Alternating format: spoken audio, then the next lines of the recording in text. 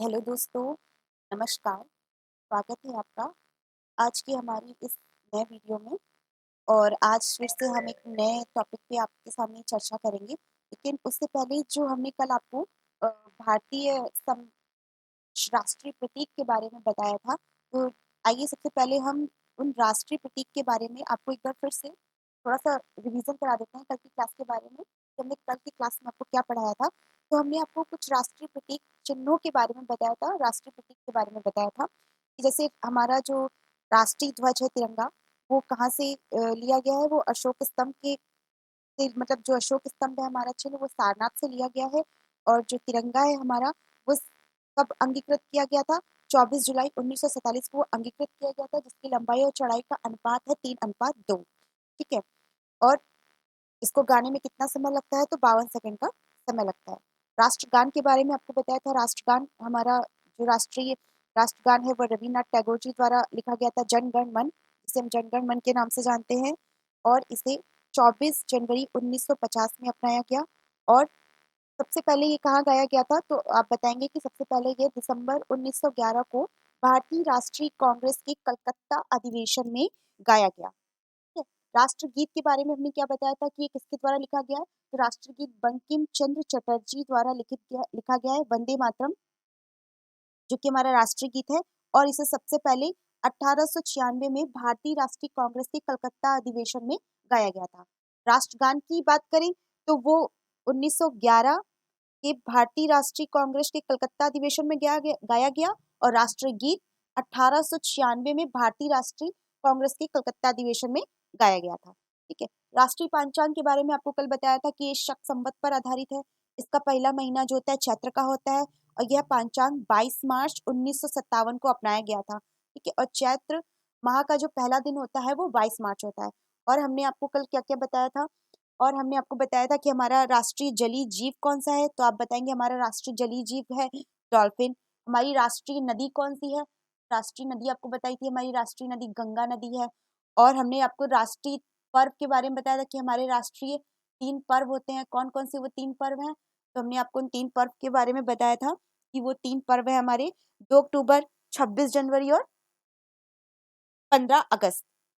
ये हमारे राष्ट्रीय पर्व हो गए। राष्ट्रीय पक्षी कौन सा है हमारा? राष्ट्रीय पक्षी है हमारा मयूर, मोर हमारा राष्ट्रीय पक्षी है। राष्ट्रीय पशु बाघ है। राष्ट्रीय पुष्प कमल है। और राष्ट्रीय वृक्ष, कल हमने आपको इसके बारे में नहीं बताया था कि हमारा एक राष्ट्रीय वृक्ष क्या है। राष्ट्रीय अगर वृक्ष की बात करें तो हमारा राष्ट्रीय वृक्ष जो है वो है बरगद।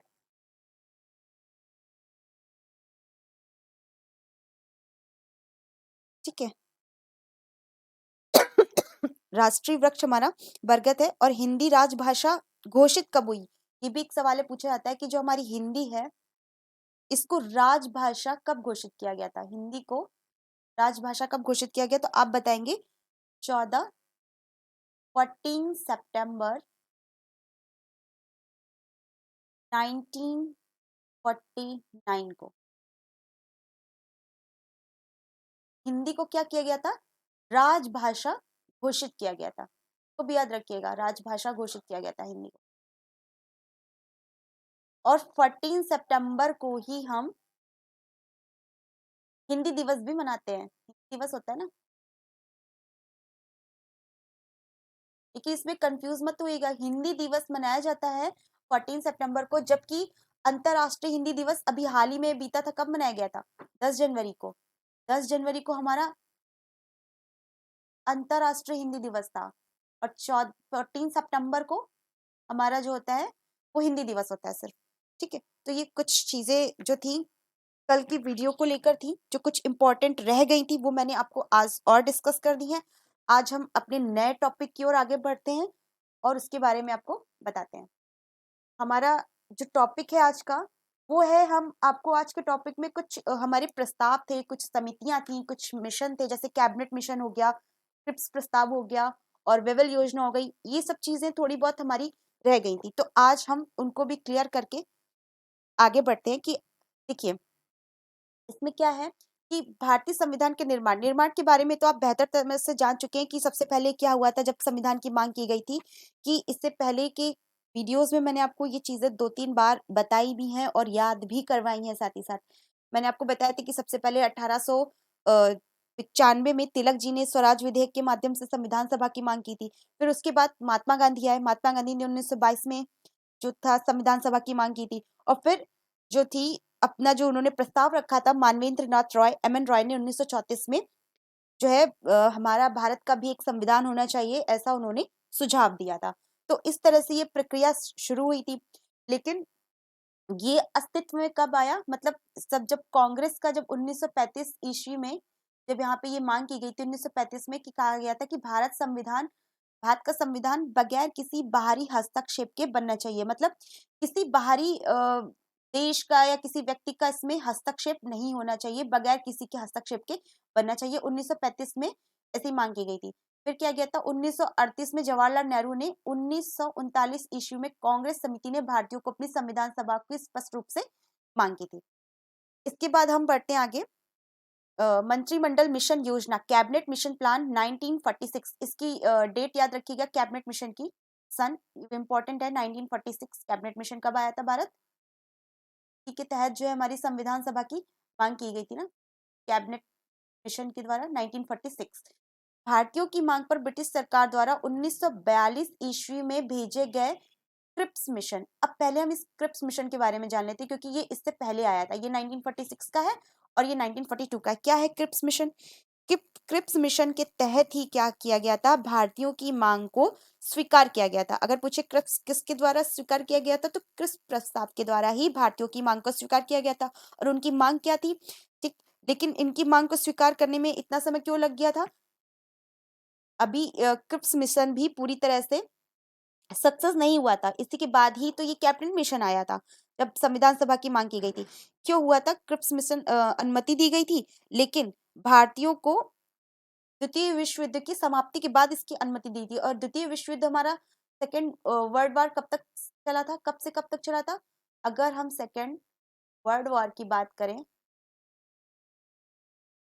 सेकेंड वर्ल्ड वॉर हमारा स्टार्ट हुआ था 1939 से लेकर के ये 1945 तक चला था हमारा सेकेंड वर्ल्ड वॉर। ठीक है, ये स्टार्ट हुआ था और यहाँ पे ये फिनिश हुआ था। तो सेकेंड वर्ल्ड वॉर जब फिनिश हो गया तो उन्होंने जो था हमारी कृष्ण प्रस्ताव जो थी, संविधान बनाने की अनुमति जो थी, उन्हें भारतीयों को मिल गई थी। लेकिन संविधान सभा का गठन किया जाएगा ऐसा उन्होंने बोला था कि उसमें रियासत और प्रांत में दो चीजों में संविधान सभा का गठन किया जाएगा। ठीक, ऐसी मांग प्रस्तुत की गई थी। लेकिन जब ये क्रिप्स प्रस्ताव जो है हमारा क्या हुआ था, आगे अस्वीकार कर दिया गया था।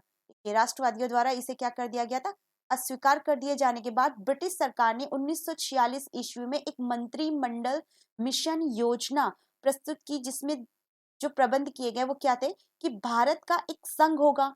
ठीक है, जो ब्रिटिश, भारत एवं देशी रियासतों से मिलकर बना होगा। देखिए इसमें पहली लाइन में क्लियर कर दिया कि भारत का एक संघ होगा। एक संघ का मतलब जहां पर जिसे अलग अलग नहीं किया जा सकता, जिसका खंडन नहीं किया जा सकता। भारत का एक संघ होगा जो देसी रियासतों से मिलकर बना होगा, मतलब देसी रियासतें और प्रांतों से मिलकर बना होगा। संघ की एक कार्यपालिका एवं एक विधानमंडल होगा जो प्रांतों एवं राज्यों के प्रतिनिधियों से मिलकर गठित होगा। सभी दिनों की सहायता से शीघ्र ही एक अंतरिम सरकार का गठन किया जाएगा, जिसमें सभी विभागीय भारतीयों के हाथ होंगे। अंतरिम सरकार का मतलब जो कुछ समय के लिए, मतलब एक अंतरिम सरकार का गठन किया जाएगा। ठीक, और ये जो इसमें बात कही गई है कि जो है प्रांतीय और देशी रियासतों से, तो इससे हम क्या समझते हैं कि इसमें जो प्रांतीय विधान जो चुनाव होगा वो प्रांतीय विधानसभाओं के सदस्यों के द्वारा अप्रत्यक्ष रूप से होगा चुनाव। ठीक है, लेकिन अगर हाँ इसमें एक क्वेश्चन और बनता है जो इम्पोर्टेंट है कि इसे दिवालिया बैंक घोषित कर दिया गया था। दिवालिया बैंक इसे घोषित कर दिया गया था।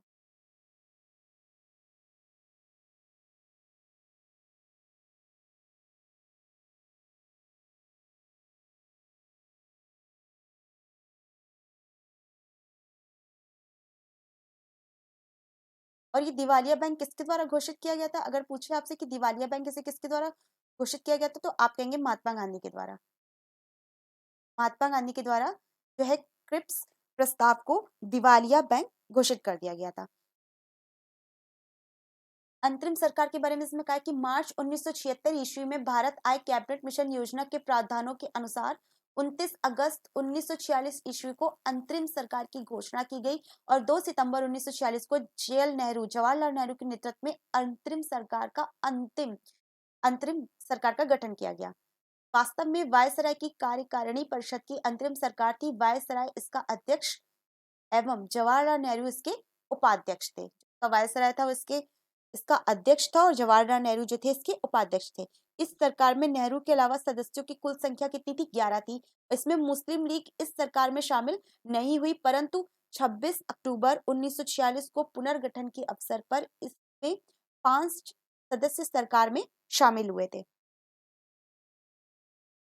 देखिए, सबसे पहले तो ये कैबिनेट मिशन जो भारत आया है वो 1946 में आया है। उससे पहले आया था क्रिप्स प्रस्ताव, जिसके बारे में हमने आपको बताया। और ठीक 1945 में एक और योजना आई थी। 1945 में जो योजना आई थी वो थी वेवल योजना। 1945 में आई थी वेवल योजना। और इस वेवल योजना को वेवल योजना के नाम से क्यों जानते हैं?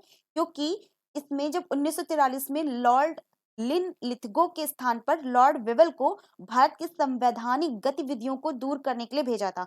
मतलब लॉर्ड लिन लिथगो की जगह पर लॉर्ड वेवल आए थे, तो इसलिए इसको वेवल योजना के नाम से भी जानते हैं।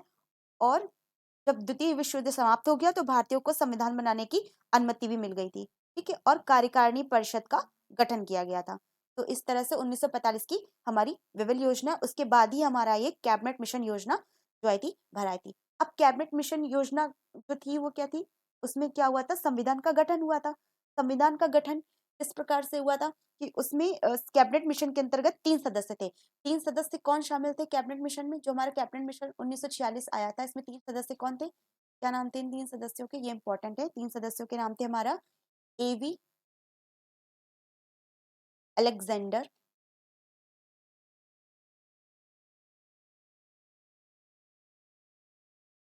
एवी अलेक्जेंडर, पेंथिक लॉरेंस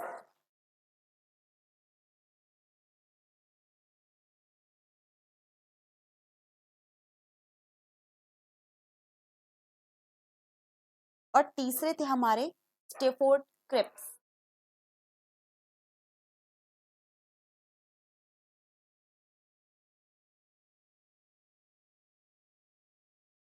और अगर हम इनके अध्यक्ष की बात करें तो ये जो पेंथिक लॉरेंस थे यही इनके अध्यक्ष भी थे। पेंथिक लॉरेंस कौन से थे?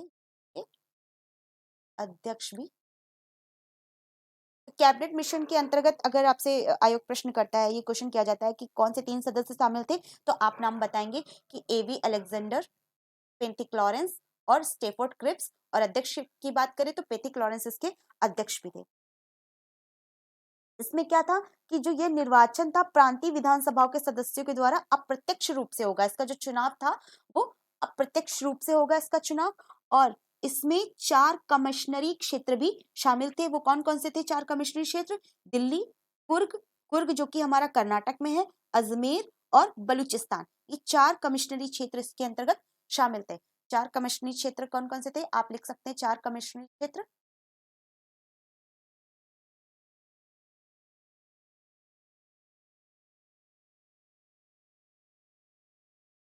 इसके अंतर्गत जो 4 कमिश्नरी क्षेत्र शामिल थे वो ये थे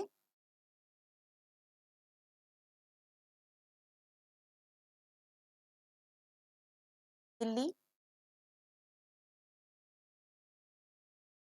कुर्ग,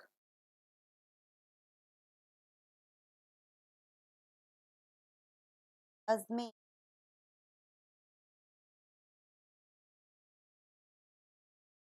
और बलूचिस्तान।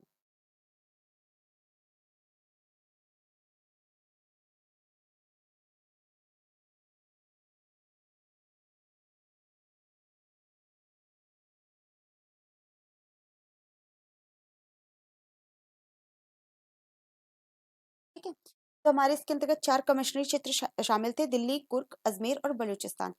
ये तो था हमारा कैबिनेट मिशन 1946 के अंतर्गत जो चीजें थी वो इसमें क्लियर है। अब ये जो मंत्रिमंडल तय हुआ था, जैसे इसमें लिखा है जवाहरलाल नेहरू को उपाध्यक्ष कार्यकारिणी परिषद था, और विदेशी मामले और राष्ट्रमंडल ये किसके अंतर्गत आते थे? जवाहरलाल नेहरू को दिए गए थे। कौन से? ये इसके उपाध्यक्ष थे, और कार्यकारिणी परिषद इनकी थी, और विदेशी मामले भी ये देखते थे, और राष्ट्रमंडल का कार्य भी ये देखते थे। वल्लभ भाई पटेल जी को क्या दिया गया था? हमारा सूचना, गृह सूचना एवं प्रसारण मंत्री। अगर पूछा जाए कौन मंत्रालय किसके पास था, तो आप बताएंगे ये था हमारे वल्लभ भाई पटेल जी के पास। बलदेव सिंह जी के पास, बलदेव सिंह जी के पास क्या था? रक्षा मंत्रालय। इनको तो याद करने का एक अच्छी सी ट्रिक भी है, बलदेव सिंह जिनके पास बल है वही तो रक्षा करेंगे ना हमारी, जिनके पास बल है वही तो हमारी रक्षा करेंगे। तो बलदेव सिंह के पास कौन सा मंत्रालय था? रक्षा मंत्रालय था। जॉन मथाई के पास उद्योग, सी राजगोपालाचारी शिक्षा मंत्री थे। Doctor H J Bhabha Khan एवं इनके पास बंदरगाह मंत्रालय देखते थे। डॉक्टर राजेंद्र प्रसाद खाद से संबंधित थे। आसफ अली रेलवे मंत्रालय, और जगजीवन राम श्रम मंत्रालय थे। देखिए रामचंद्र जी ने काफी श्रम किया ना अपने जीवन में, तो राम जी के पास श्रम मंत्रालय आ गया। इस तरह से आप इसे अपने हिसाब से ऐसे ट्रिक बनाकर याद कर सकते, तो आपके लिए आसान हो जाएगा। इसमें कुछ मुस्लिम सदस्य भी शामिल थे, जैसे लियाकत अली के पास था हमारा वित्त मंत्रालय। लियाकत मतलब ऐसे, इसको ऐसे पढ़ लीजिए जैसे लिखना है, लिखने का काम लियाकत। लियाकत मतलब लिखने का काम, वित्त मंत्रालय वित्त देखता है, लिखने पड़ेगा। आई चंडीगढ़ या चुनरीगढ़ इस नाम से भी इन्हें जानते हैं। वाणिज्य हो गया आई। आई से ऐसे याद कर लीजिए कि आई से इनकम टैक्स होता है ना हमारा। इनकम टैक्स किस में लगता है? वाणिज्य मतलब कि जो अकाउंटेंट का काम होता है ना, उसी से रिलेटेड होता है ना इनकम टैक्स। इस तरह से इसे याद कर लीजिए, आई इनकम टैक्स डिपार्टमेंट, या आई के पास वाणिज्य हो गया। अब्दुल खान नस्तर संचार से हो गए, ये गफ्फर अली स्वास्थ्य से हो गए, जोगेंद्र नाथ विधि, ये विधि से हो। ये संविधान सभा के बारे में कुछ चीजें हम जान लेते हैं। क्या इसमें कह रहा है संविधान सभा के बारे में? कह रहा है संविधान सभा का निर्माण जो है किसी भी देश के संविधान का ढांचा तैयार करने के लिए नागरिकों द्वारा प्रतिनिधि निकाय को संविधान सभा कहा जाता है। संविधान सभा का सैद्धांतिक प्रतिपादन सर्वप्रथम इंग्लैंड की समान समानतावादियों ने एवं हेनरी वेन ने किया था। भारतीय संविधान के निर्माण के लिए कैबिनेट मिशन योजना के अनुरूप 389 निर्वाचित प्रतिनिधियों द्वारा संविधान सभा का गठन होना था, जिसमें प्रत्येक 10 लाख की आबादी पर संविधान सभा के लिए एक सदस्य प्रांतीय विधानसभा के सदस्य द्वारा चुना जाना था। भारतीय प्रांतों के लिए नियत की गई 296 सीटों के निर्वाचन का कार्य जुलाई अगस्त 1946 में पूरा कर लिया गया, और इसमें कांग्रेस ने 208, मुस्लिम लीग ने 73, निर्दलीय ने 8 तथा छोटी छोटी पार्टियों ने 7 स्थान पर विजय प्राप्त की। संविधान सभा की कुल सदस्य संख्या 389 थी। इसमें ब्रिटिश भारत के 296 तथा देसी रियासतों के 93 सदस्य थे। ये याद रखिएगा कि इसमें कितने, मतलब ये जो वाला पॉइंट है ना लास्ट वाला, इसे इसमें मतलब कांग्रेस के कितने थे? 208 थे, मुस्लिम लीग के 73 थे, और अन्य अन्य 15 थे। 15 में हमने आपको बताया था कि इसमें संविधान सभा के जो गठन में हमारी 15 महिलाएं शामिल थी। टोटल 15 महिलाएं थी ना, और उसमें आपको 15 महिलाओं के नाम नहीं याद रखने थे। उसमें मैंने आपको स्टार्टिंग में पहली वीडियो उसमें बताया था कि इसमें एक मुस्लिम महिला शामिल थी, उनका नाम क्या था? जो इम्पोर्टेंट भी है आपके लिए, उनका नाम क्या था? बेगम एजाज रसूल। आपको बताया था ना एक मुस्लिम महिला भी शामिल थी इसमें, उन मुस्लिम महिला का नाम क्या था? बेगम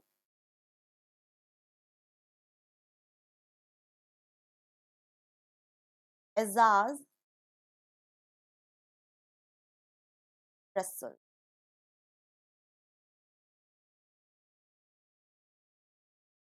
ये जो 15 महिलाएं शामिल थी उसमें एक, उस 15 महिलाओं में एक मुस्लिम महिला भी थी, इनका नाम था बेगम एजाज रसूल। ये पूछा जा सकता है आपसे।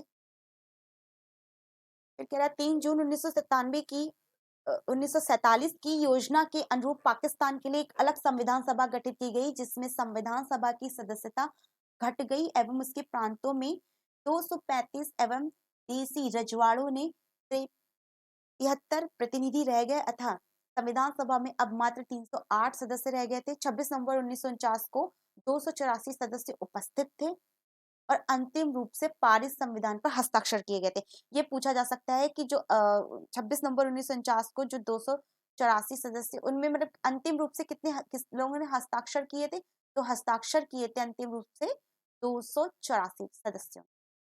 संविधान सभा की समितियां, अब ये देखिए ये इंपॉर्टेंट है, जैसे पूछा था प्रारूप समिति सबसे इंपॉर्टेंट है। अभी हम प्रारूप समिति पे थोड़ा और डिस्कस करेंगे कि प्रारूप समिति के अध्यक्ष कौन थे, B R Ambedkar, doctor Bhimrao Ambedkar थे, और ये इनकी संख्या कितनी थी, सदस्य संख्या 7 थी।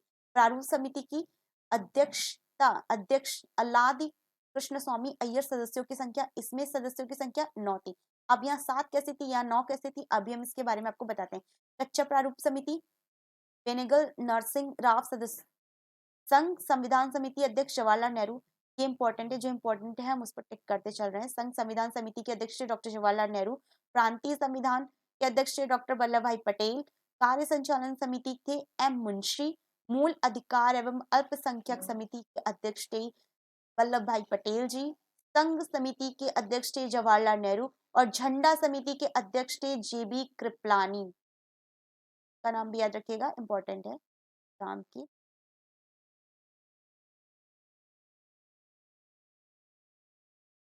तो अब जो पूछा जाता है क्वेश्चन एग्जाम में प्रारूप समिति से संबंधित, वो हम आपसे डिस्कस करेंगे कि जो प्रारूप समिति जो हमारी बनाई गई है, इसमें प्रारूप समिति क्या थी। प्रारूप समिति में क्या था कि जो हमारे संविधान में जिन प्रावधानों को बनाया गया था, उन पर विचार करने के लिए, विचार विमर्श करने के लिए प्रारूप समिति का गठन किया गया था। कि मतलब जो प्रावधान बनाए गए हैं हमारे संविधान में, उन पर विचार करने के लिए हमें प्रारूप समिति का गठन करना पड़ा। इसमें सदस्य संख्या तो 7 थी, और इसका गठन कब किया गया था, अगर प्रारूप समिति के गठन की बात करें तो इसका गठन कब किया गया था, प्रारूप समिति का गठन किया गया था 29 अगस्त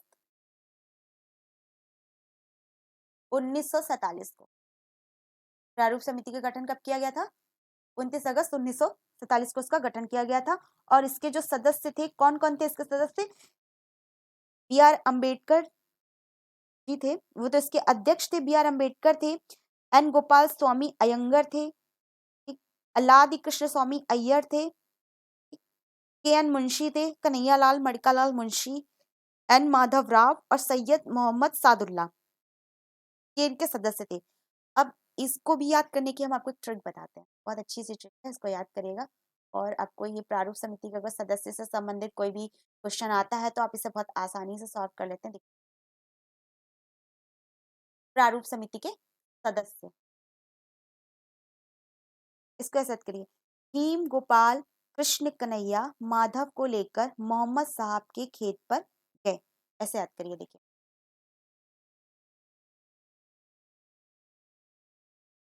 गोपाल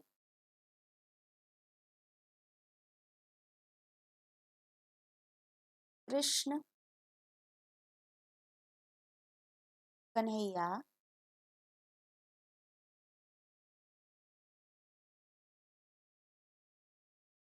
माधव को लेकर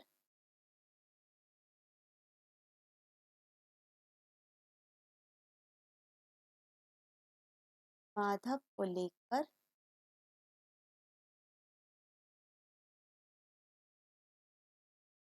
मोहम्मद साहब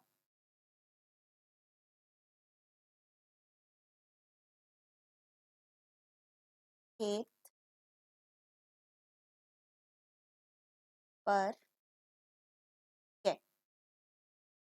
अगर हमें प्रारूप समिति के सदस्यों की बात करें तो देखिए इनके नाम, भी से हो गया भीम, ठीक, गोपाल से हो गया एन गोपाल स्वामी अयंगर, कृष्ण से हो गया हमारे अल्लादी कृष्ण स्वामी अय्यर, कन्हैया से हो गया हमारे कौन, के एम मुंशी मतलब कन्हैयालाल मणिकालाल मुंशी, माधव माधव से हो गया हमारे एन माधव राव, ठीक, को लेकर मोहम्मद साहब से हो गए सैयद मोहम्मद सादुल्ला, को लेकर खेत पर गए।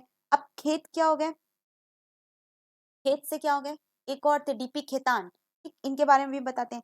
डीपी खेतान का जब देहांत हो गया, ठीक है, तो उनकी जगह क्या किया गया था, तो नोट कर लीजिए, 2 पॉइंट इंपॉर्टेंट है। जब डीपी खेतान, जब इनका निधन हो गया था, तो इनकी जगह किसको सदस्य बनाया गया था, टी कृष्णमाचारी को, टी कृष्ण टी कृष्णामाचारी। और इसका रीजन बताया था कि जब डीपी खेतान का निधन हो गया था तो इनकी जगह टी कृष्णामाचारी को जो है इसका जो है सदस्य बना दिया गया था। और एक नाम और आता है बी एल मित्र का, बी एल मित्र का। तो बी एल मित्र की इन्होंने क्या किया गया था, इन्होंने त्याग पत्र दे दिया था। तो इनकी जगह एन माधव राव को इसका सदस्य बनाया गया था, एन माधव राव को। इन्होंने क्या किया था, इन्होंने त्याग पत्र दे दिया, त्याग पत्र दे दिया। तो इसका प्रारूप समिति के सदस्यों की बात करें तो प्रारूप समिति में हमारे जो 7 सदस्य थे ना, ये 7 और फिर बाद में 9 हो गए, देखिए 2 हो गए ना, टी कृष्णमाचारी और एन माधव राव।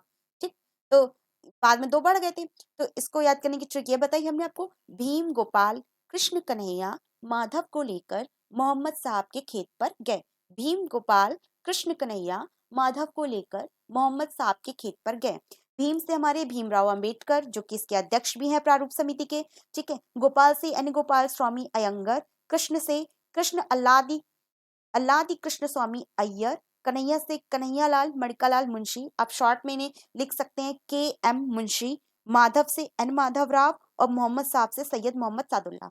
ठीक है, डीपी खेतान, ये जो डीपी थे, डीपी खेतान का निधन हो गया तो कृष्णाचारी को बना दिया गया और बी एल मित्र ने त्यागपत्र दे दिया तो उनकी जगह एन माधव राव को इसका सदस्य बना दिया गया। तो ये तो थी बात हमारी सिर्फ और सिर्फ ये जो प्रारूप समिति की थी, ये इंपॉर्टेंट है जिसके बारे में हमने आपको आज इसके बारे में डिस्कस कर दिया है।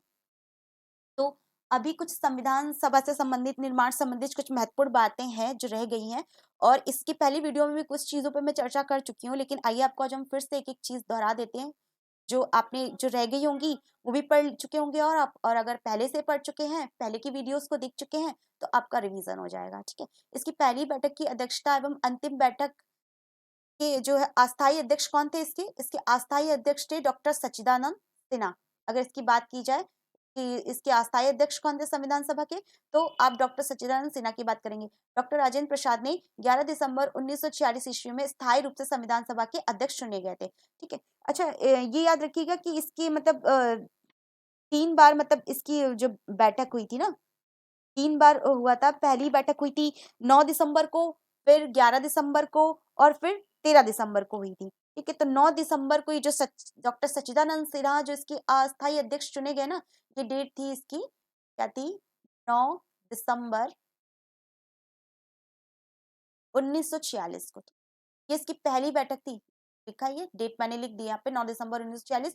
दूसरी बैठक हुई थी जो है 11 दिसंबर 1946 को। दूसरी बैठक में ही डॉक्टर राजेंद्र प्रसाद को क्या किया गया था, इसका स्थायी अध्यक्ष चुन लिया गया था। ठीक है, स्थायी अध्यक्ष चुन लिए गए थे। फिर इसकी तीसरी बैठक हुई थी। तीसरी बैठक कब हुई थी इसकी, 13 दिसंबर 1946 को हुई थी और इसमें उद्देश्य प्रस्ताव प्रस्तुत किया गया था। और उद्देश्य प्रस्ताव किसने प्रस्तुत किया गया था, तो जेएल नेहरू ने, पंडित जवाहरलाल नेहरू ने इसकी तीसरी बैठक में इसका उद्देश्य प्रस्ताव प्रस्तुत किया गया था 13 दिसंबर 1946 को। संविधान सभा में उद्देश्य प्रस्ताव को 22 जनवरी 1947 को क्या किया गया था, पारित किया गया था। ठीक है, फिर 29 अगस्त 1947 ईस्वी को एक प्रारूप समिति का गठन डॉक्टर भीमराव अंबेडकर के नेतृत्व में किया गया था। अभी हमने आपको प्रारूप समिति के बारे में सारी चीजें सिखा दी, शॉर्ट ट्रिक भी बता दी इसमें कितने सदस्य थे। ठीक है, और इसके अध्यक्ष कौन थे, डॉक्टर भीमराव अंबेडकर। ठीक है, जिसके अध्यक्ष डॉक्टर भीमराव अंबेडकर थे तथा इसके सदस्य सर गोपाल स्वामी अय्यर, मोहम्मद सादुल्ला, कन्हैया लाल मणिकालाल, के एम मुंशी, के ए के अय्यर, बी एल मित्तर, डॉक्टर बीपी खेतान। और डीपी खेतान की बात जब उनकी मृत्यु हो गई थी तो उनकी जगह किनको इसकी जगह रखा गया था, डीपी खेतान की, टी कृष्णमाचारी को। ठीक है, डीपी खेतान की जगह कौन आ गए थे, टी खेतान थे, इनकी जगह आ गए थे टी कृष्णमाचारी।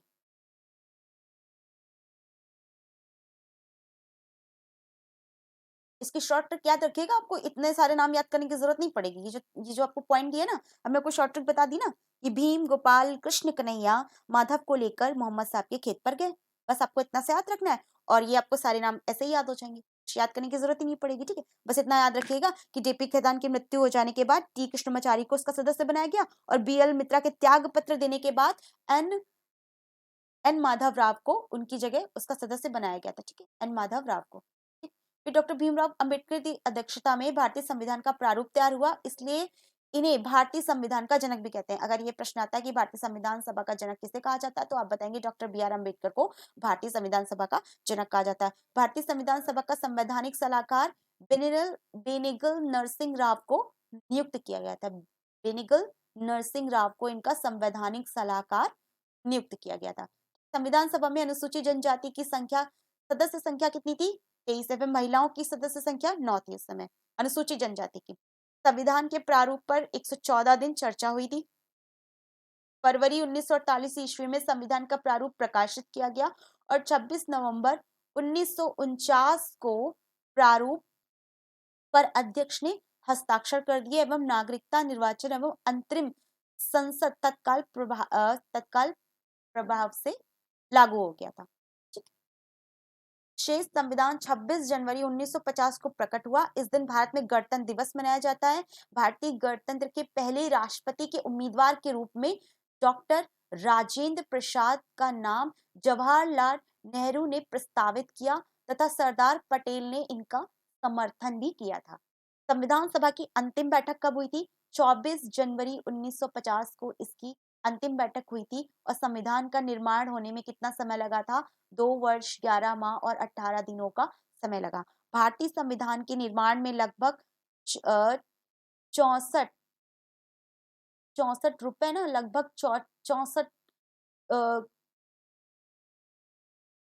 इसमें काफी रुपए खर्च हुए थे, करोड़ों का खर्चा हुआ था। तो यहाँ पे ये रुपए नहीं है, ये 64 करोड़ रुपए खर्च हुए थे। HBI अयंगर संविधान सभा के सचिव थे।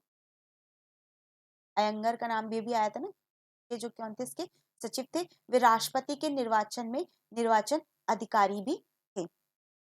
तो ये आज जितना भी हमने अभी तक के टॉपिक्स पढ़े हैं उन सबका थोड़ा बहुत जो था कंफ्यूजन जो रह गया था, थोड़ी बहुत चीजें छूट गई थी, वो आज हमने आपको पूरी तरह से डिस्कस करा दी हैं, ताकि हम अगली जब भी नेक्स्ट वीडियो में आपके सामने आए तो एक अच्छे से फ्रेश टॉपिक के साथ आए।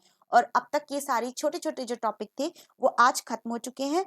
तो आज हमने पढ़ा कि प्रारूप समिति के बारे में पढ़ा, हमने कैबिनेट मिशन के बारे में पढ़ा, हमने क्रिप्स प्रस्ताव के बारे में पढ़ा और किस तरह से हमारी संविधान सभा की मांग की गई थी, उस वेवल योजना के बारे में भी पढ़ा।